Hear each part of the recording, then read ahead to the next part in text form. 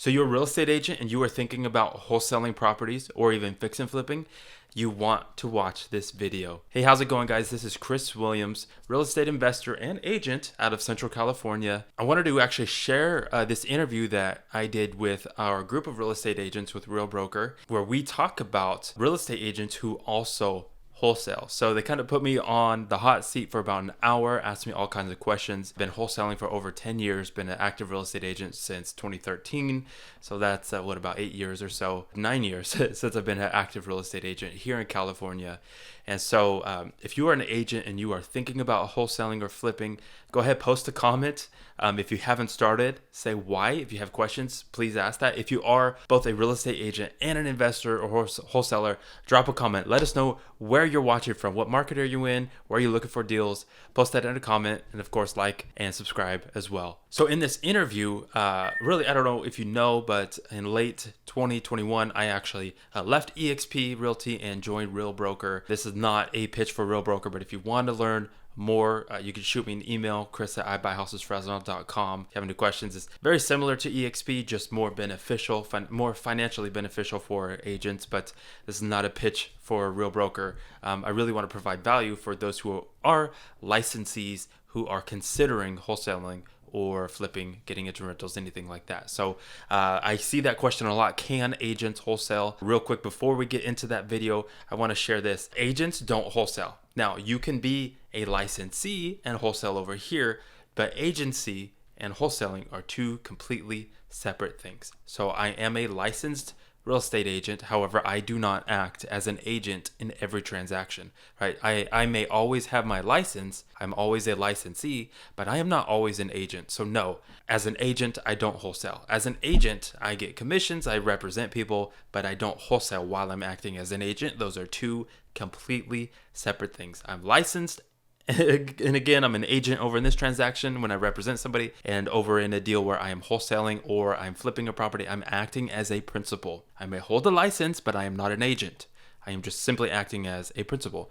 And so I kind of go over some of those things in this video. They ask a lot of questions as far as type of marketing, negotiation, all that kind of stuff. So real quick, gonna jump into that video right now. But hey, if you are going directly to seller, you're looking for maybe cold call scripts. How do I talk to sellers? I have a free ebook called Crushing Cold Calls. You can go to crushingcoldcalls.com. It's completely free, has scripts, rebuttals, rapport building tips, also has just a little blip about some of the tools that we use to find, vacant properties, motivated sellers, skip tracing, all that kind of stuff. Check it out, crushingcoldcalls.com. Let's get into this video right now. Stick to the end. You don't want to miss it. Cool. Okay, so I'm gonna get it started. We're already recording, so for the sake of the YouTube video, welcome to this week's edition and first week to our wholesaler and creative financing series. We're excited to interview our first guest. And before we get started, if you are on the actual call, if you want to be on the recorded video, you can turn your camera on if you don't have it on already. And we'll get this party started. So our guest today is Chris Williams. We've met before. I personally haven't gotten to talk in depth with him on his business in particular. So I'm really excited to be able to ask questions and kind of dig deep on what he's got going on, especially in this wheelhouse of wholesaling and being a licensed agent, and then also knowing the game and the ins and outs of being a wholesaler. So with that being said, I can't do a full-on intro, so I'm going to let Chris tell us a little bit about who you are, where you're from, how you got into wholesaling or real estate overall, and then we can start drilling you down with some questions and digging deep. For sure, Ray and Darren, really appreciate it. Just a disclaimer, I do have 3 of my little kids home with me right now as my wife is out having lunch with some friends. So got a 1-year-old, 2-year-old, and 4-year-old here, literally in my room. So it might get a little crazy, and I might need to just step out for just a second to, pull someone's hand away from pulling hair or something like that. But I could intro Chris. Yeah, I could intro Chris. Yeah. I met Chris at the Hub. I had an office space at the Hub when I had some office space at Fres Yes, and they told me I had to join the team or leave. And I left and found some space at the Hub, and things I could say about Chris, he is one of the kindest, gentlest people. And we'll spend time talking to you. And every time you're on the phone with him, just like he said, you'll have his 3 kids in the background anytime you're on the phone with him. But I've learned a lot from him, and I'm grateful for the relationship and the friendship we have. I don't know. Sorry, I just took some initiative. Sorry about that. No, that's solid, bro. Thank you. It's all good. While Chris stepped away, so I know Chris from when we used to work at Gold Leaf. Around then, he was wholesaling before then. That was around 2000 and maybe 15 or 16, I think it was. Met him through some people that we knew that was on the team. He was already wholesaling, and he came over to Gold Leaf shortly after us, and he's always been an investor of some sort, and he finally got his license, and then I think he was doing lending for a little bit as well. And now I get his emails from time to time asking, hey, do you have any investment properties that I can fix and flip? So yeah, Chris is definitely a good guy. And yeah, happy to talk to him today and learn more about his business and what he's doing. Yeah, thank you guys. Yeah, so to tell you a little bit about myself and my background, I actually started wholesaling in 2010. So I think it's 2019. I got the entrepreneurial itch. Well, honestly, probably had it all my life. I just didn't know what to do with it. And, into 2019, I just realized I'm not really going to go far if my income and my net worth is dependent on someone else, i.e., another company, another boss. And, at the time I was cleaning pools. I was a pool service technician. I actually loved my job. Worked for a great company, J&S Pools, but it was a family run company. All my managers, my bosses, they were all related to the owner. And I knew, my ability to advance there was very, very limited. So started researching real estate, how to get into real estate, how to flip houses, all that kind of stuff. Of course, 2009, everything's kind of, rock bottom, and discovered wholesaling through a man named the Flip Man. I think Tyrone Taylor, still around. He's probably, as far as creative finance, creative real estate on YouTube, he's probably maybe the person who's been around the longest on YouTube. I think he started in like 04 or something like that, just documenting what he was doing. And he's still out there making content, and he's at mastermind events and all that. So I discovered wholesaling, and I think it was about December of 2009. I just started posting Craigslist ads, calling people, calling agents, calling investors, trying to network as much as I possibly could, and ran across somebody else who was just starting to do the same thing. And, we just kind of got together, and we just said, hey, instead of competing, let's just figure this out together. So in 2010, we hit it full steam, and we ended up. Okay, cool. Bandit signs. What's up, Rich? And, a few months in, we were closing deals every month, and I went full time, and we were basically knocking out wholesales and fix and flipping for our first 2 years. And at the end of 2011, I just figured out that it was, my time to go out on my own. And it was nothing against him. I know some people here know who he is, and it was nothing personal. I just felt like it was time for me to go out on my own. So 2012 went out on my own and just completely failed. Basically lost everything I had. And, prior to that, how our business structure was set up was, I was kind of the marketing guy, the numbers guy. I would plan out our marketing, send it out, and then, run numbers on deals, on figuring out ARV and repairs and all that kind of stuff. And then my partner, he was a mouthpiece. So he'd go out, meet with sellers, negotiate the deals, all that kind of stuff. So when I went out on my own, I had never negotiated anything in my life. And so, to be honest, I sucked. I was horrible. And within a few months, I completely ran out of money. And literally 2012 was like living off credit cards until I had to charge them off, and didn't make any money in real estate. And into 2012, I ended up getting a job for a redeveloper here in town, office job. And within a few months, I worked my way up to a project manager, and did that for about 2.5 years. And summer of 2013, my girlfriend and I got engaged.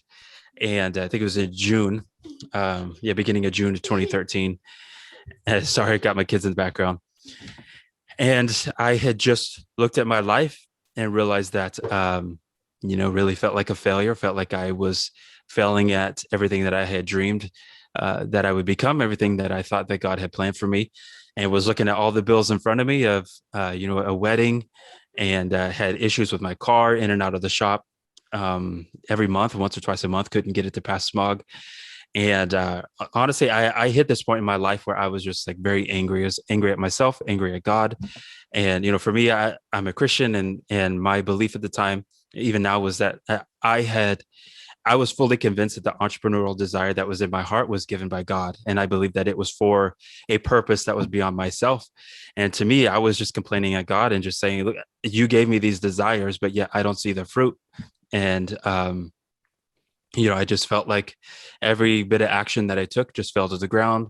Every bit of money I spent was just wasted and nothing ever came about. And so I just basically, I know I've told the story a few times in different interviews, but basically I was driving around. I think I was on my lunch break at work, and I was just complaining to God, telling him, all this stuff. And so at the time I wanted an energy drink. Baby, you got to give me a minute.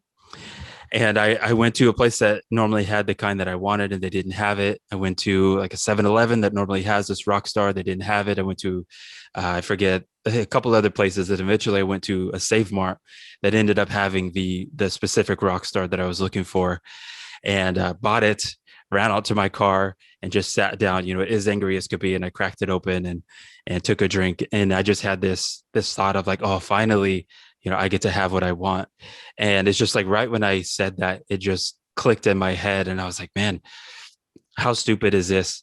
That's like, I feel like every road bump that I've hit in my life, I've given up on my dreams. And here that I just spent like 30 minutes to stop at nothing to get this $3 drink that will probably kill me. And it's just this huge, major, light bulb moment, I guess, that went off. And it's just like, okay, if I can stop at nothing to get an energy drink, what is stopping me for going out and pursuing my dreams and fulfilling my mission? And so basically in that moment, I told God, I said, look, I believe that you called me to real estate. I'm not seeing it, but what I'm going to do is I'm going to give it 30 days and I'm going to go all out. And if in 30 days I don't line up 10 grand worth of, wholesale assignments or profit, basically I'm going to take that as a sign that this is not for me. I'm going to hang my hat up and I'm going to go find something else to do. And basically I'm going to stop complaining, and it's I'm either going to do it or I'm completely done. And so for 30 days, virtually every waking moment outside of my job, I was making calls, putting abandoned signs, calling people on Craigslist. And within those 30 days, I locked up 5 deals and closed them, within the next month. And it basically solidified in me that, well, number one, with the right attitude, and number two, with the right action, if this is in my heart, I can go do it. And the only thing that's stopping me is me. And so end of 2013, ended up closing a few more deals. And it just said, okay, 2014, I'm going to go full time and I'm going to make this a business. And so basically as a full-time job, started doing about 2 to 4 deals a month outside of my job. And in March of 2014, I went full time and closed about, I think it was 33 or 34 wholesales that year, my first year full time, and been trucking along ever since then, full time. And of course, every year looks different than the next. 2016, my wife and I had twins. 2018, 2019, 2021 had kids. So, now we're at 5 kids, all 5 and under. And, we have a lot of responsibilities outside of business. We're both pastors. Our evenings and weekends are pretty taken up. So, for me, this is my full-time career, so to speak, but, it's anywhere between 15 to 25 hours a week, just based on that's my availability. So, that's where I am today. I've shifted, I would say I've shifted primarily to flipping right now, but, I don't consider myself any one thing. Like, I don't consider myself just an agent or just a wholesaler or just a flipper or anything like that. I consider myself a real estate entrepreneur, which to me, that means when a lead crosses my desk or comes to me, I'm going to look at that lead through as many different lenses as possible and figure out, number one, what's the best solution for that seller? And number two, what is the best solution for my business, right? For my own profit. And then I try to approach every lead through that lens, which it could be through the lens of an agent. It could be through a wholesaler, and I'm just, going to lock it up and assign it over to somebody else. Or it's going to be, I'm going to bring in private money, 100% private money, close on it, fix and flip it, put it back on the market, or whatever that may be. Bam. All right, we're done. All right, see you next time. Yeah. No, that lot of nuggets, and I love how you take us through your story in a short amount of time. A lot of things I think we can unpack on Yeah. Through your journey, and just, summarizing it right there. I think, what you said about looking through lenses as a real estate entrepreneur, I love that, because that's what we're trying to teach here specifically. So you nailed it right on the head. And the reason why we're really doing this series is because we want agents to start understanding that they have lenses that they can look through in order to get creative and offer more solutions to the problems. To the client, to the people they're talking to, and being able to articulate that from wearing different hats or lenses, if you will. So when did you say you got your real estate license? 2013. And what drove you to get that the license? Was it just access, or? Yeah, so end of 2012, I think, is when I started pursuing that, did the classes. So I think somewhere March or February, I think it's actually February 2013 is when I got licensed. And so one of those first 5 deals that I did on my own, one of those was a license deal. So my first buyer that I had worked with turned into my first agent transaction. And so, I mean, honestly, me getting my license was part of my mentality of giving up because I thought that wholesaling and fix and flipping was basically turning out to be harder than what I thought, or not possible. So to me, it's just like I knew marketing. I knew how to generate leads. So it's like, okay, if people aren't accepting my cash offer, maybe I can flip the script and get them to list. So, yeah, I became licensed in February of 2013. And that summer of 2013 is when I basically restarted my business and started closing deals. Gotcha. Okay. And so when you did that, when you had that license, what did that do for you in terms of, like, because now you can list houses as a real estate agent. Yeah. What we're curious about is what are some of the approaches that you take in acquiring motivated sellers, and what are those conversations like when you're after you looking through those lenses? How do those conversations go in terms of offering solutions for them? Sure, totally. Yeah. So for me, motivated sellers, I mean, that's the lifeblood of any type of investment focus avenue, whether it's wholesaling, flipping. So I mean, for me, number one thing is driving for dollars. I drive around, I find beat up properties, boarded up. They don't have to be vacant. They could just stick out, compared to the rest of the neighborhood. A lot of the properties we do, they are occupied, tenant occupied. Anything like tax default, basically I look at like who is more likely to sell at a discount. And those are the kind of people that I go after. And so I do some direct mail, some cold calling. And right now my business is actually referral heavy and online as well. Sorry, hang on. My baby's grabbing my laptop. I want to make sure she doesn't throw it down. Okay. Yeah. And so my approach, honestly, is as mom and pop as I could possibly be. And I know a lot of people do a corporate approach. A lot of people do the realtor approach, whatever that may be. But I've just found that when it comes to building rapport with a property seller before they ever pick up the phone, for me personally, the mom and pop approach works the best. And that's basically, hey, my name's Chris. My wife and I are interested in making an offer to purchase your home. And so as far as any kind of messaging, I switch it up. So it could be as quick as a one sentence and my phone number at the end, or it could be going over the benefits to them of, you won't have to pay any commission. You won't have to pay closing costs.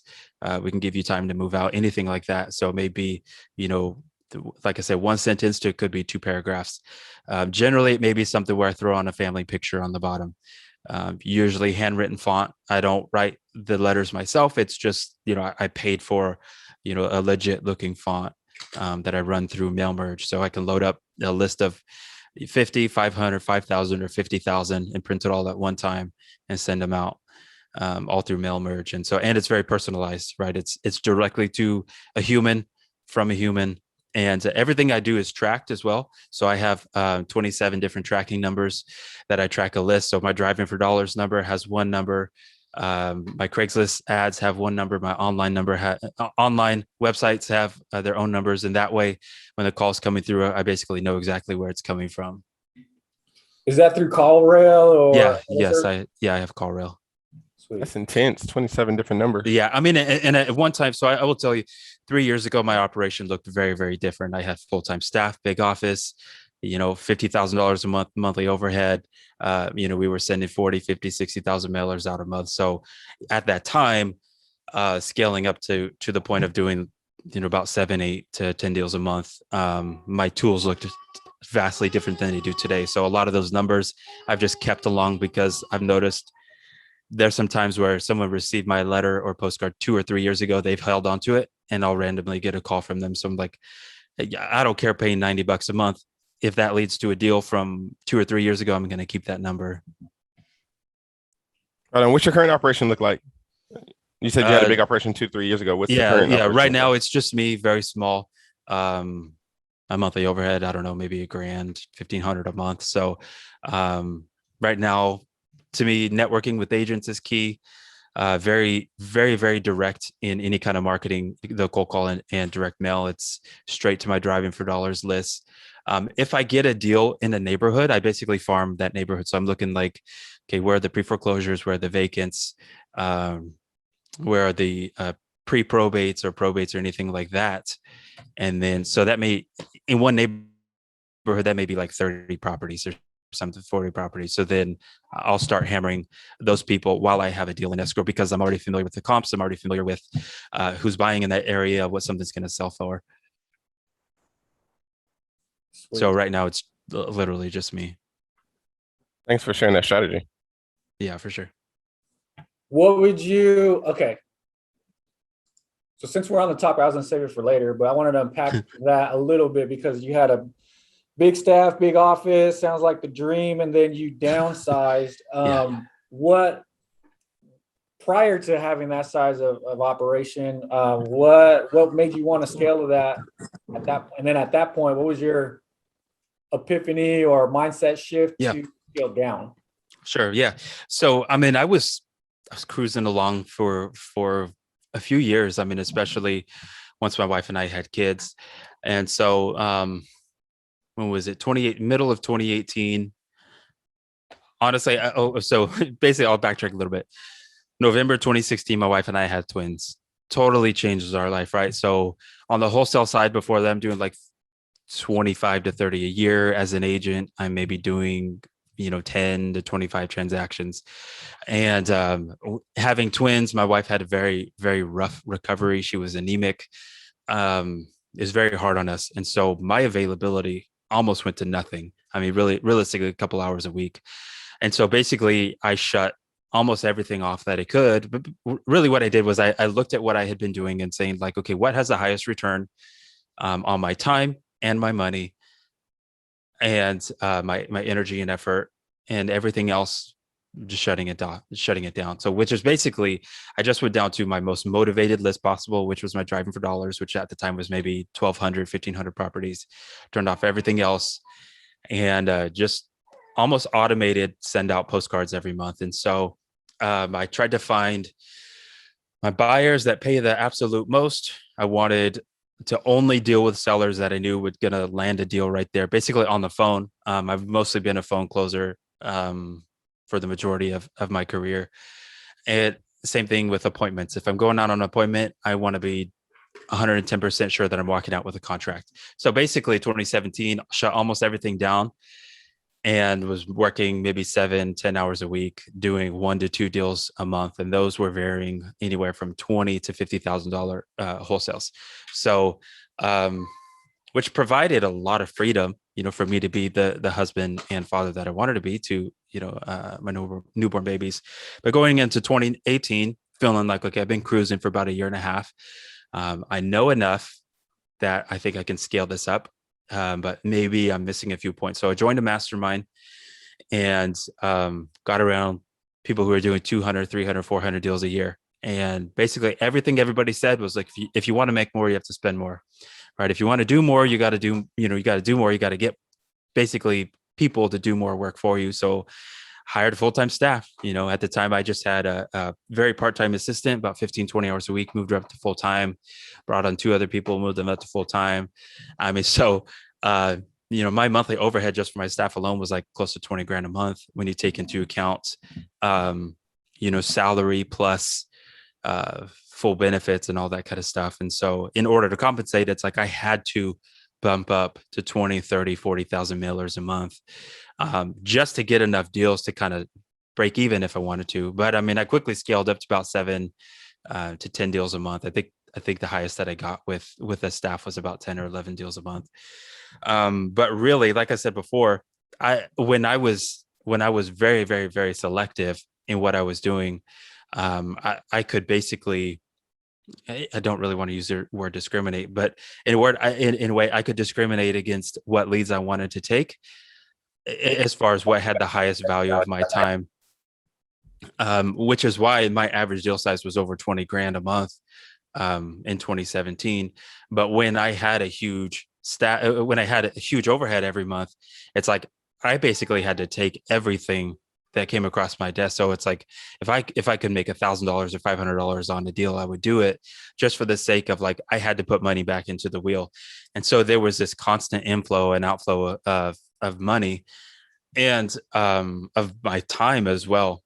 And so with my desire of wanting to be the best possible husband I can be, the best possible father, and like I said before, be a pastor outside of being an entrepreneur, I basically had to constantly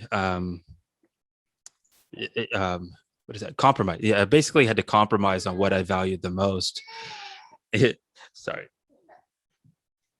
Which is being very selective for the sake of my family. And it was very, very stressful. I mean, the simple fact that like, whether I made money or not, I had 30 or 40 grand going out. Didn't matter what was in the pipe, didn't matter what was in the bank. That's what was due. And I had to pay it. And there was a time where I literally had like probably 350 grand lined up in escrow. And for some reason, I just hit a string of issues. I had multiple delays.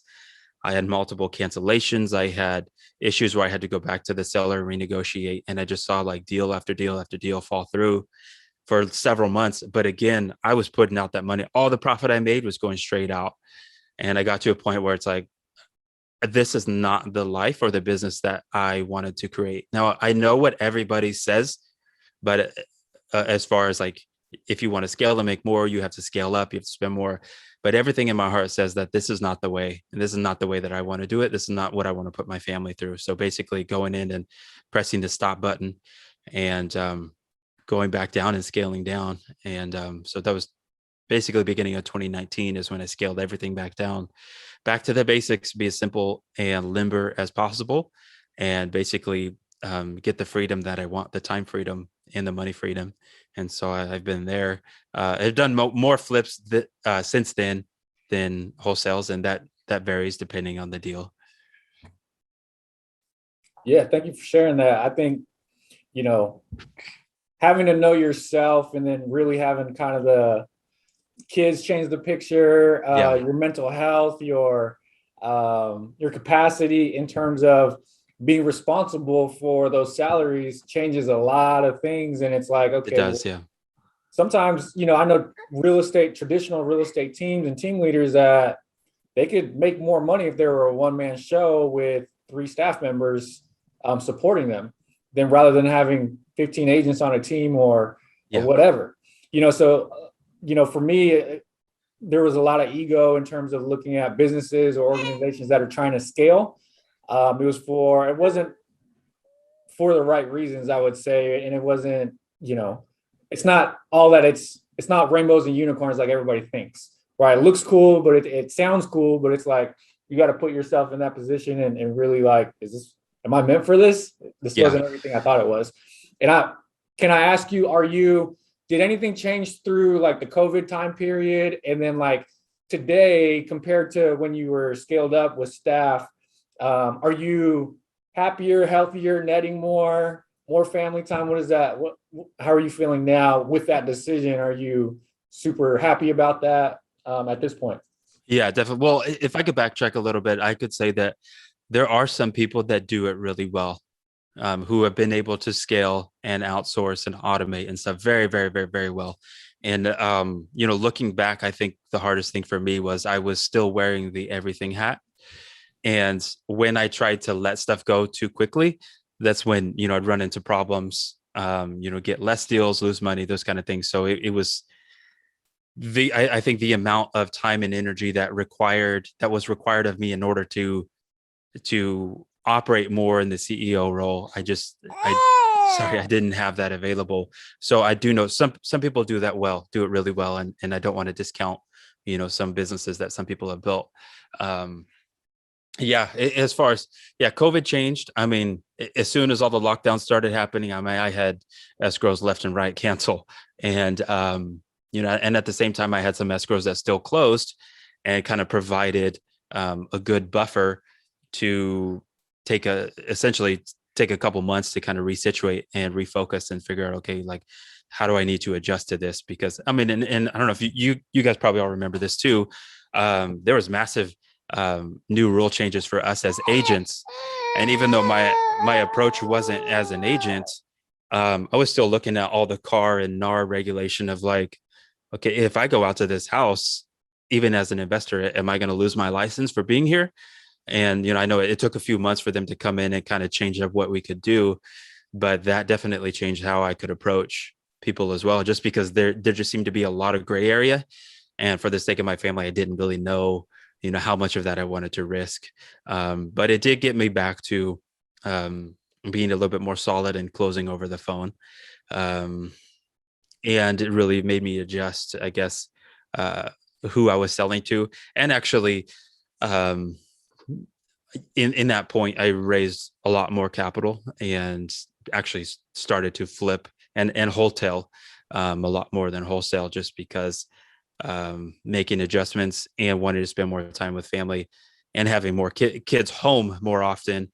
I knew that instead of getting a $10,000 or $15,000 assignment fee, I needed to look for that $40,000 or $50,000 rip on a flip, because I knew that could sustain me longer. And so that right there is probably the biggest adjustment that I made, during COVID. Cool. I asked about that. I always say and I heard this somewhere else before, a fast nickel is better than a slow dime, right? So on the fix and flips, you get where I'm going with it. Fix and flips, right? More risk involved, more variables, more things that can happen. Yeah, you'll make, let's say, $40,000 on the fix and flip 3-4 months down the line. But if you can make 15,000, next week, how did you differentiate what to go after? Yes, it's a bigger rip, but your money turns over faster here. Totally. Yeah. So I looked at worst case scenario as far as low volume.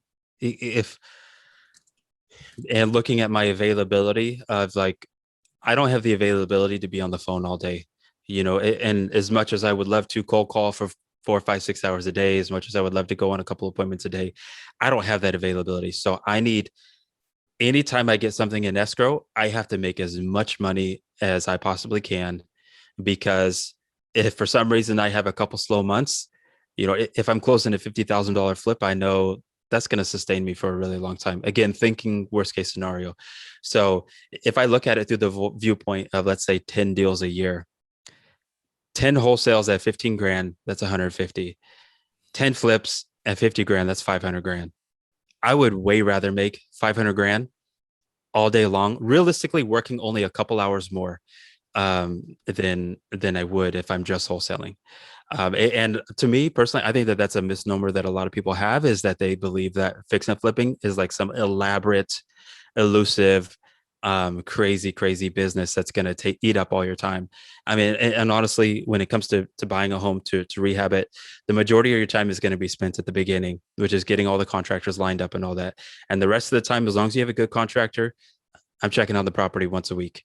And so, I mean, for me to do, again, worst case scenario, 10 deals a year, make $500,000 a year, it doesn't require that much more time, and literally zero, as far as the energy to get the deals and marketing, it doesn't cost me any more right? Because basically I'm still doing the same amount of marketing. I'm doing the same amount of cold calls, all that I was when I was just wholesaling. Well, technically less since I've scaled down, but I've been able to scale up profit significantly because I'm more focused on the flipping and wholesaling when it comes to, my own deals. Thank you very much for that answer. And I think the key point there, at least in my own experience, and what you're saying there is having a good contractor that Yes. Takes a lot off your plate. Sometimes I have negative feelings about taking down a flip because I'm just thinking about everything that can go wrong, right? Yeah, it does usually produce a larger payout, but me having to manage the contractors that I've had in the past has really turned me off from doing multiple fix and flips. So I guess and I would say, my primary contractor is one of my best friends. He's been a piano player at our church for years. I've known him, basically helped him become a licensed contractor. So we know each other very well. We work very well. I can kind of estimate what his prices are going to be.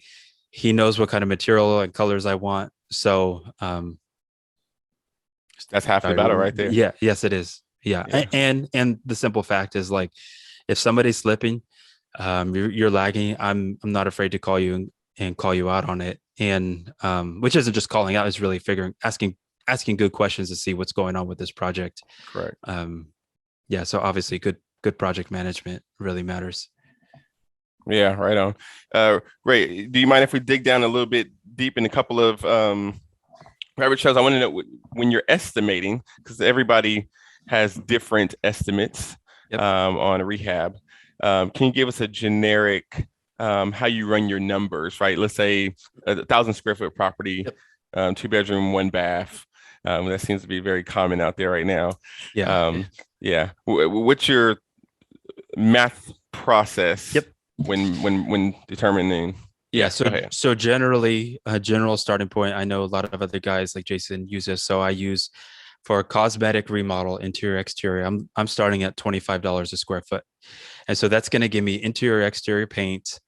Obviously, maybe some dry rot type of stuff. It's going to give me baseboard flooring, minor electrical, a full kitchen, including appliances, let's say light fixtures, baseboard, bathroom, possibly second bathroom. That's just cosmetic. Now you want to add windows, depending on how many windows, that could be 6,500 to 8,500. You want to add a roof, depends on the size of the roof. That could be $8,000 to $12,000. HVAC depends on how much ducting, or if it's just a unit, 5,500 to 7,500. So then I'm just adding that on. And again, landscaping, it could be a quick cleanup, $1,200, or it could be we're doing sprinklers, sod, all that, maybe 4,500. So I start with the basic cosmetic and then add everything on top of that. Right on. Okay. That's how I do it as well. If anybody else have any questions about the numbers, I know that's a big thing for anybody, right? Because that's an important key for the equation. Are you making any adjustments to, like, your acquisition or where you're trying to acquire properties at currently, due to, we've been talking about on our other calls for just strictly agents and buying and selling retail, but are you doing anything on the acquisition side, and like where you're trying to purchase properties at, like the price you're trying to purchase properties at, just due to, we're experiencing a little bit slower turnaround on the retail side of things. So are you making any adjustments there yet in your business? I wouldn't. And what's the math on that from ARV backwards? So I'll tell you, I shoot to be all in at 75% ARV, and I think I'm average at about 72. There's been some deals I've been in at 78%, and again, it just depends on the deal. But that's my basic numbers, and it depends. Obviously, if something is like fire damage, spending $100,000 on it, I know I'm going to be remodeling this thing for months and months. I want a bigger spread because I know that ultimately my holding costs are going to be higher, insurance, those kind of things. Risk is going to be higher. But yeah, I haven't really dug deep into any kind of extra holding time. I think my average holding time is like 3.8 months or something, 4 months.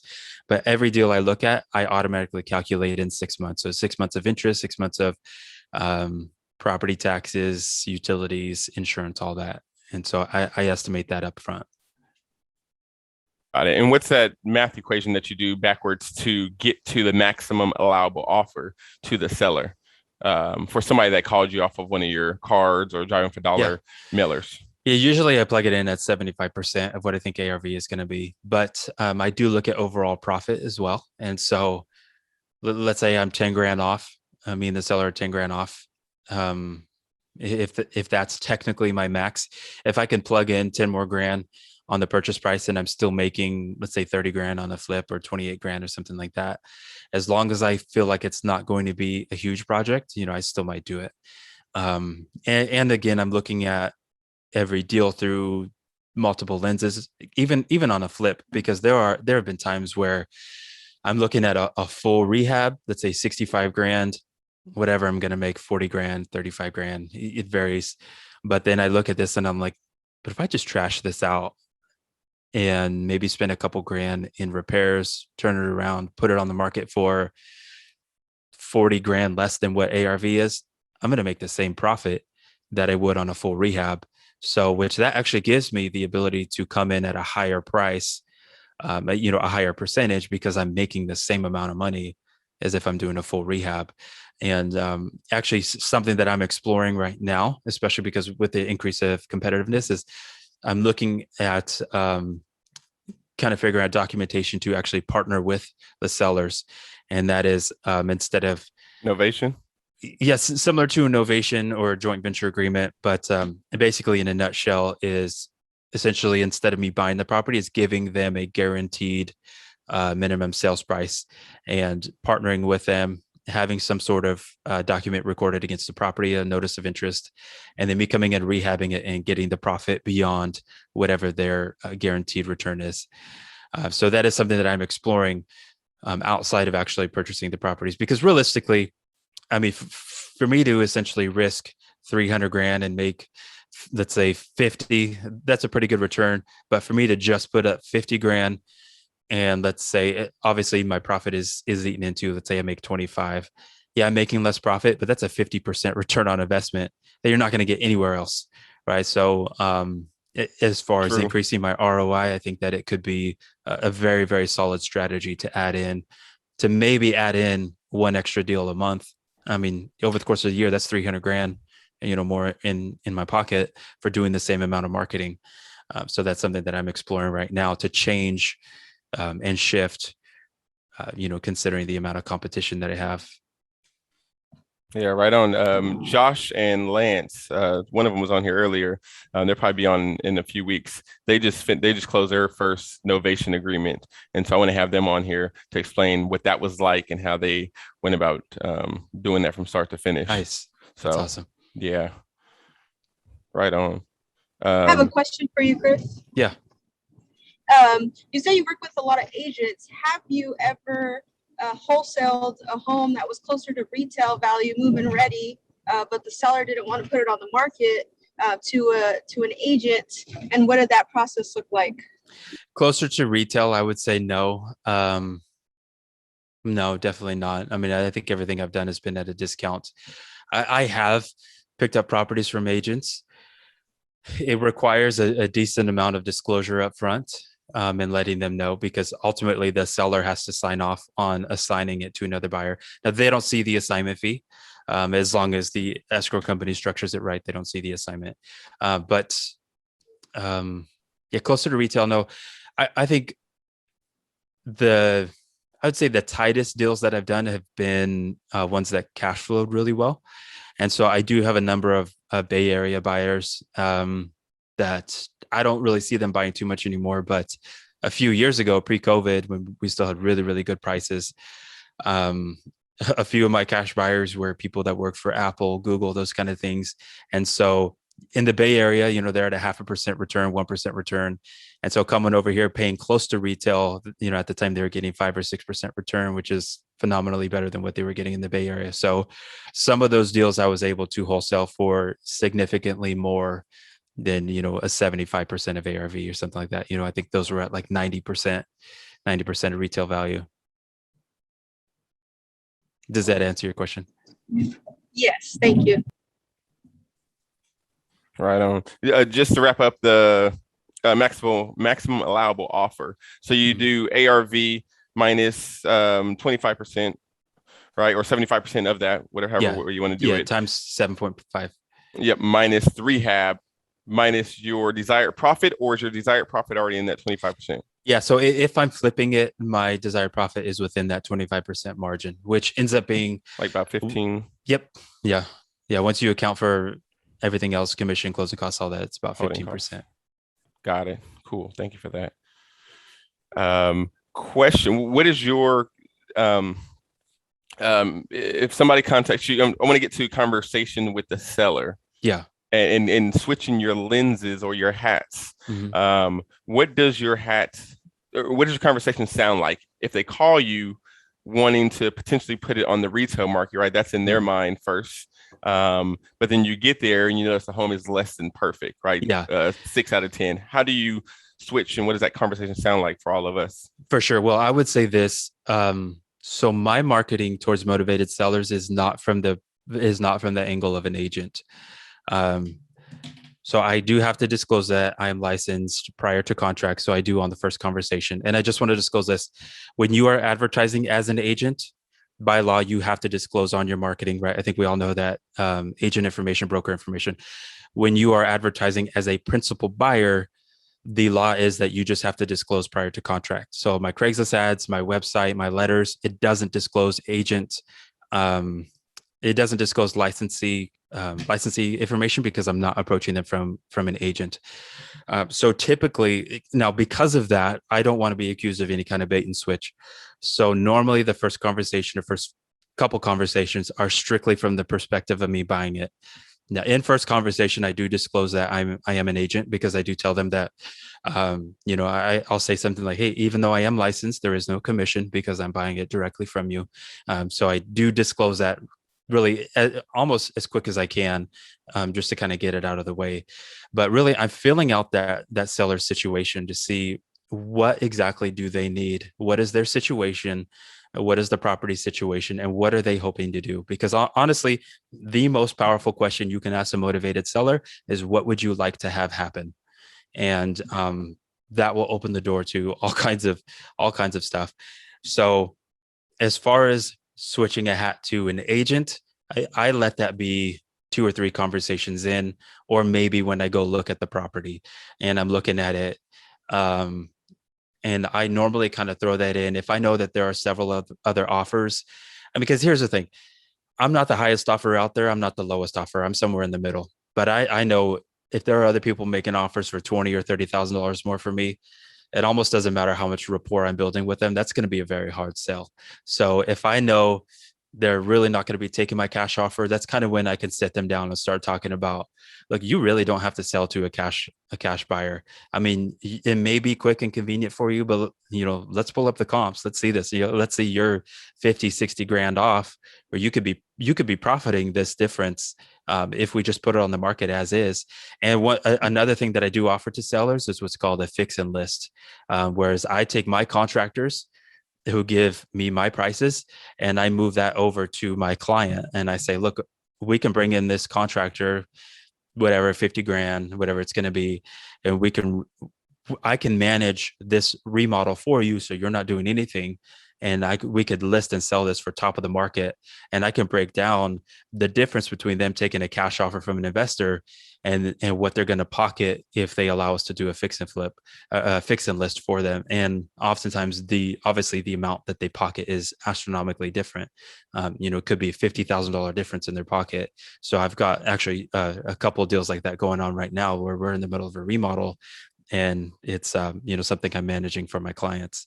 And normally on something like that, I'm getting a 6.5% to 7% commission, and given a 2.5% on the buy side. And that way, that extra is essentially extra profit for me for managing that project.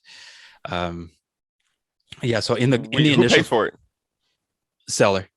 Okay, seller's paying for the rehab. Yeah, but you're just bringing the crew mm-hmm. and the management. Got you. Keep going. Yeah, and so in a conversation with a motivated seller, if they're reaching out to me or I'm reaching out to them, it's honestly, I'm trying to get the conversation off of the house and onto them. Like what's going on in their life that they're considering selling to an investor.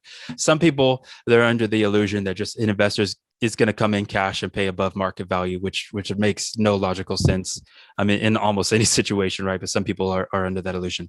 A lot of people, they're under the gun in time. They've got family issues going on. They might be going through a divorce, or they've inherited a property, it's got squatters or had squatters, and they're just done with the property, right? So I'm trying to figure out what kind of stress is this causing this individual or family, what kind of financial stress is this causing them, and really, again, back to that question, what would you like to have happen?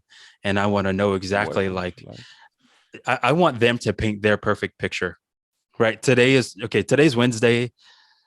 I could get a cash in their hand by next Wednesday or next Friday, whatever that is, right? So what is that perfect picture to them if that happens? And really, I want to press on that as much as possible of like what problems that we're going to alleviate when we come in and buy this. This is the problem that it's going to solve. And oftentimes it's not really associated with the house. It's just that house can solve that problem, whatever that may be. Right on. Thank you for sharing that. I know we're near the top of the hour or top of our hour here. Good. All my girls fell asleep, so oh, they did a little bit. Yeah. Yeah. Okay. Good. So as Devaniel's doing right now, and as we all do as real estate agents, or just everyday life, family men and women, driving for dollars. Yeah. What system do you use for that? Do you have a notepad and you're looking at distressed properties and just jotting them down and then skip tracing them or whatever that looks like on the back end? What does, because that's, you said your number one source. What does that process look like? Yeah. So I use the Notes app on my phone, and let me tell you, I have tried every Driving for Dollars phone app. They are awesome. I mean, the ability to just click on a property, save it, you can send marketing from there, whatever.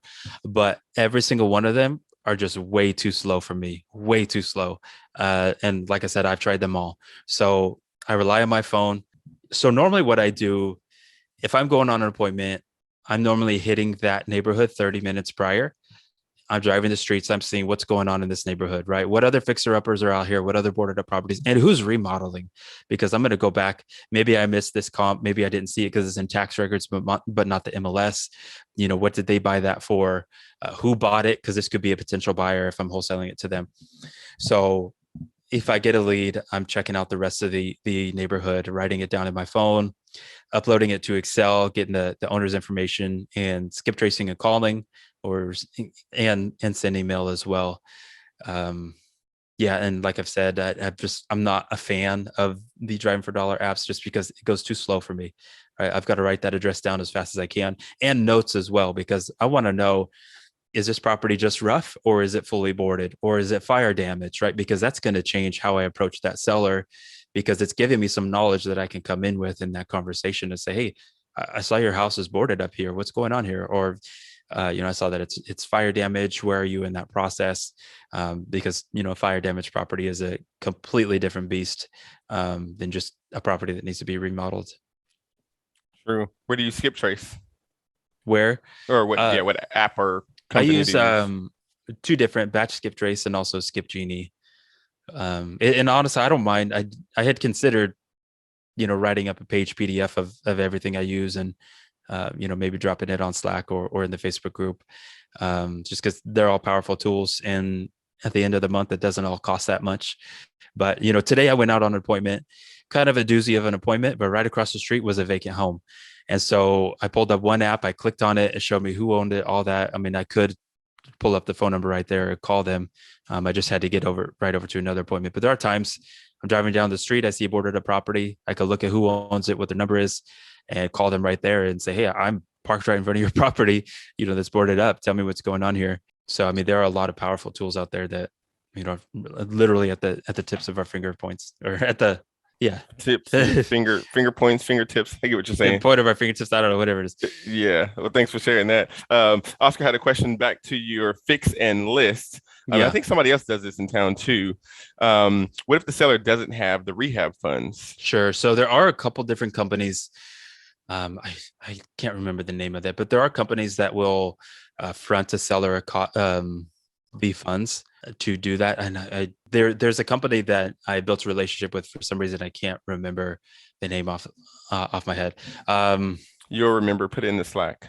Yeah, if I do. So one thing I have offered is actually to bring in my private lenders as well on the back end. They could potentially get hard money, and I have funds as well for rehab if I need to, front the 20, 30, 40 grand, whatever it could be, that I've been able to offer. But I mean, those aren't something I'm doing every month. That's let's just call it 5 or 6 a year. And so I've noticed is, believe it or not, a lot of people who have distressed property, they actually have really good finances. And one thing I've noticed too is there's a good amount of landlords that I've purchased from. They may be an attorney, a doctor, something like that. Maybe they have a portfolio of 10 properties, and there's just one property where they've had continual problems with, and they recognize the value of their own time and their own, I guess you say, sanity.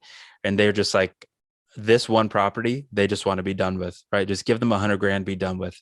So somebody like that, I've been able to pitch getting more money in their pocket and them not having to deal with anything other than essentially writing a check over to the contractor and then picking up most of the profit, on the sale. So generally fix and list works when either it's a minor cosmetic paint carpet type of thing, or if the seller has decent finances that they can put towards it. Go ahead. Somebody said Yeah. So someone who's in pre-foreclosure, they're under the gun, they've got a month or they're going to lose their home. That's not really going to work unless you bring in some kind of third-party financing to solve whatever the issue is. I mean, because realistically, if you're talking a 4 to 6 week rehab, it being on the market, they could be 3-4 months out from getting their money. So the situation of the seller definitely matters. Yeah, absolutely. If you can do that or not. Absolutely. And then if you're allowing the seller to borrow money, you're charging the interest on that. Yeah. Mm-hmm. Yeah. Or a guaranteed return of some sort. Yeah. So, I mean, it's what it is. It's the same way that I do my flip. So when I fix and flip a property, I mean, it doesn't matter if it's $100,000 project or a $600,000 project, I get 100% of it covered by my lenders. So I'll have a first deed of trust on the purchase, and then on the rehab, I basically could get someone to come in and JV with me. So what I do on that JV is it's a flat 10% above investment. So if someone gives me 50 grand to do the remodel, I return them their 50 plus 5. So if I'm offering that to a seller, it's the same terms, right? I want to get that flat 10% on my money. Or again, if I bring in one of my lenders, I offer that to them. I'm not trying to upcharge them or get anything extra in my pocket. It's just to ensure that my lenders are able to continue to move their money around as well. Got it. That makes sense. And I would think that it was surprising what you just said a second ago about most people that you come across are in financially good situations. They just have a bad property. Yeah. My experience has been the complete opposite, where these people are down on their luck, so they don't even have the resources to put into a property, and so they'll be easier for them to just sell it to an investor for sure. And get over and it. I wouldn't say most. It's not most, but I'm saying in this situation of a fix and list, and I would say a good amount of deals, wholesales and flips that I picked up have been for people who have money. They just don't want to deal with it. And again, I wouldn't say most. It's just a good amount over the years. Got it. Pause for a second. Anybody have any questions? Want him to go deeper on anything that he said? Break down anything that he said? The mindset around anything that he said? Thought process? I do have a question, but it'd be backtracking a little bit. I'm new to the business. I haven't even started yet. I still need to get all my certifications and stuff, but I do have my license. But when you were talking about, if you had a house you were trying to sell quick, what would you like to happen and what problems would you solve with that? What are some of the keywords that you would say for something like that? Like, how would you word it in a way like, I guess that's the best way I can put it, like what are some of your keywords that you would use in something like that? Definitely. So number one, I try to stay away from the conversation of money or value for a while. I want to try to be on the phone with someone for like 30 minutes before we start talking about value.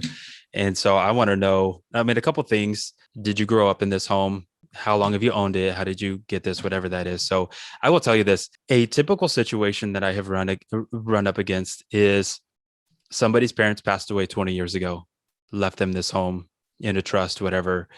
They may have rented it to family. Basically, they become an accidental landlord. They wanted to keep this home because it was, this was dad's home. This was mom's home. This is something that mom and dad bought decades ago, and they wanted to honor their parents in keeping the property, but they weren't really landlord material. But now they have this house in the hood. It's been tore up. They put family in there. They thought it would be good. Family never paid. It's just a dump, right? So in that situation, I really, what I really try to do is I try to listen for trigger words. Like I'm looking for signs of motivation as far as like emotion, right? If somebody starts talking about their situation and I can tell they're getting emotional, I want to come back to that and say, hey, you said blah, whatever that is. Hey, you know what, Samantha, you told me that, it sounds like you inherited this property from your dad, and it sounds like you really wanted to honor your dad in holding onto this property and maybe giving it to your kids. But, it sounds like people just come in and kind of take advantage of you. And man, this sounds really stressful. Is this something that has just really been stressful for you? Right. So I take what they already told me and I bring it back to another question, because in a sense, I want them to come back to the circle over and over and over and over again, that this property is a big stress point for them. And in that conversation, again, I'm going to rehash that and come back to that situation of like, well, man, what would you like to have happen? I mean, because I know this, I mean, this property does sound pretty rough. I mean, it sounds like you've got some squatters in here. You don't seem like you're maybe in financial distress, but this property is a big pain point for you. I mean, what would you like to have happen here? And oftentimes too, kind of understanding the family situation, you'll have, especially if it's like an inheritance, you'll have other family members who are pressuring this, let's say the trustee or the beneficiary trustee, they're pressuring them to make a decision, right? They're pressuring them to get as high a amount of money as possible, or someone say, hey, I want my money right now. But really, I got to cut through that conversation and say like, man, so it sounds like family is really pressuring, but let me ask you, what do you want out of this, right? Like, what do you want to have happen? I mean, I know everybody has their expectation on you, but really, let's talk about what you want, because it doesn't sound like anybody's looking after you right now, right? So again, coming back to that, what do you want to have happen? Cutting through that noise, reiterating that noise that's happening. But really, what I want to do is I want to slow down that conversation, let them know, let's slow down your life for a minute and let's figure out what is going to work for you in your situation, and let you determine that. Because realistically, I want them to discover that taking that cash offer and closing in a week is their best decision. And so I've got to rehash that conversation essentially multiple times. Okay. Thank you. I appreciate that insight. I really do. Love it. Does anybody else have any other questions before I ask the last question before we wrap up? All right, cool. Chris, it's been a pleasure, man. I think we can go even longer if we really had the time. And so I'd like to go ahead and say, we'll probably love to have you back on here. You're within our network here at Real already. And so we're blessed to have you bless us with your knowledge and experience. And thank you for being vulnerable with your journey and everything else. So we look forward to having a second interview, whether that's on a similar topic and whatnot. For sure. If you could recommend one book, I just thought, I don't know, the way you're talking, when you're taking something from pain to pleasure, and you have like this finesse of doing it really slowly with what would you like to have that happen? Like, I love that question. And I wrote it down basically. I love kind of steering the conversation, but asking those deep questions that make people think and give you the answers that you're looking for. But the question I have for you is, if you could, I bet you probably read a lot of books, podcasts, YouTube has been a part of a lot of masterminds. If there's one book that you could recommend to our group, what's that one book, and what's the title? And we could drop a link to everybody. I know one that has been powerful is Never Split the Difference. Yeah, and I did read that years ago. Yeah, negotiating.